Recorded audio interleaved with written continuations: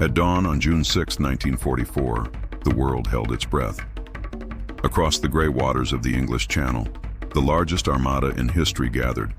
More than 5,000 ships, 11,000 aircraft, and nearly 160,000 men. Their mission was simple in words, yet monumental in reality: invade Nazi-occupied France and begin the liberation of Europe. This day would be remembered forever as D-Day, the Battle of Normandy. The planning for Operation Overlord was itself a war of shadows. For months, Allied leaders, Eisenhower, Montgomery, Bradley, argued, calculated, and deceived. Fake armies of inflatable tanks and dummy radio traffic convinced the Germans the attack would come at Calais, not Normandy. The deception was so effective that Hitler himself kept elite divisions away from the real battlefield, waiting for an attack that never came. But for the men who would storm those beaches, there was no deception, only the cold reality of what lay ahead. Soldiers wrote farewell letters, stuffed into pockets.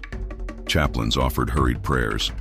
The night before, paratroopers of the 82nd and 101st Airborne, along with their British counterparts, leapt into the dark skies above Normandy.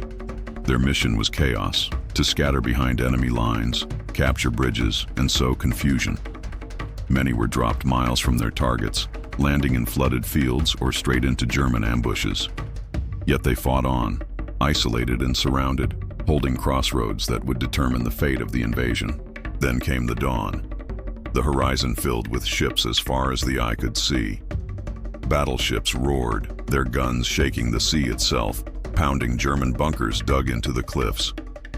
Yet for all that firepower, the defenses of Hitler's Atlantic Wall were formidable.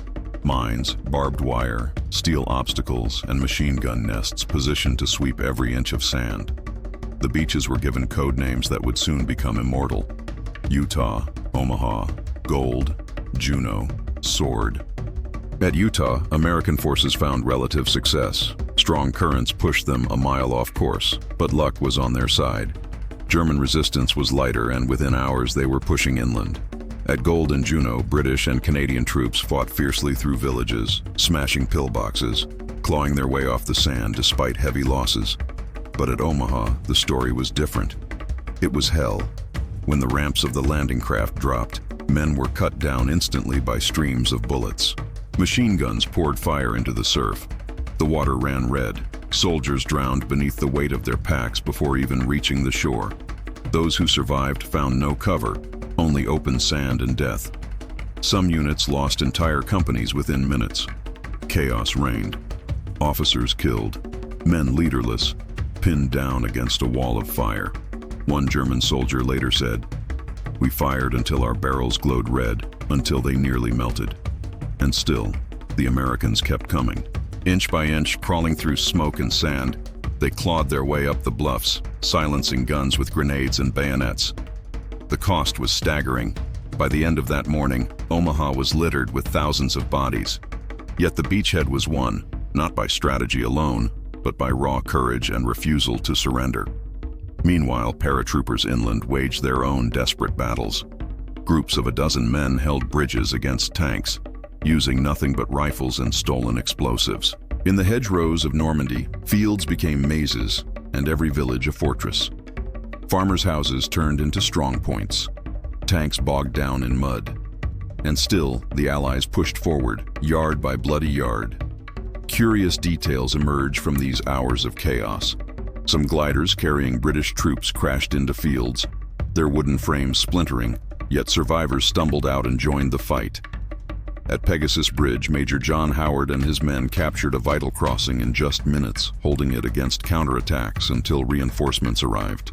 Elsewhere, French villagers risked everything to help paratroopers, hiding them in barns and leading them through secret paths. For them, D-Day was not just an invasion. It was the promise of freedom after 4 years of terror. By nightfall, despite confusion, losses, and near disaster at Omaha, the Allies had secured a fragile foothold.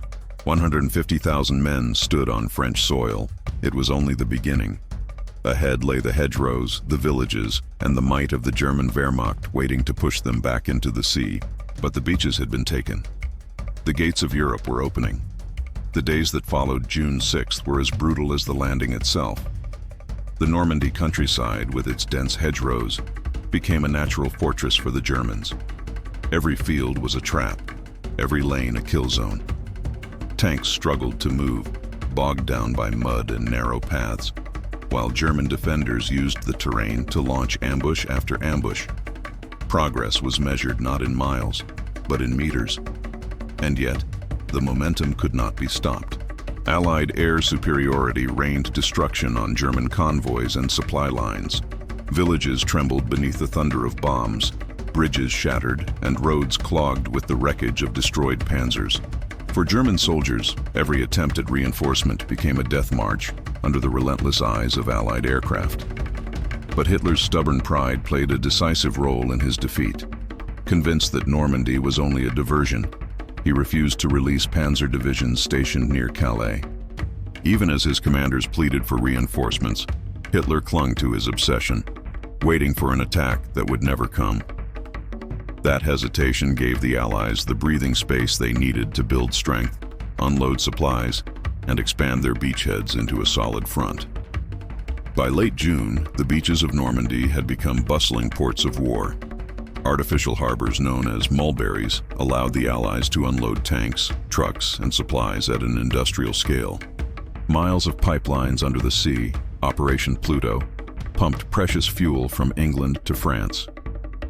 In a matter of weeks, what had begun as a fragile invasion turned into an unstoppable tide of men and machines.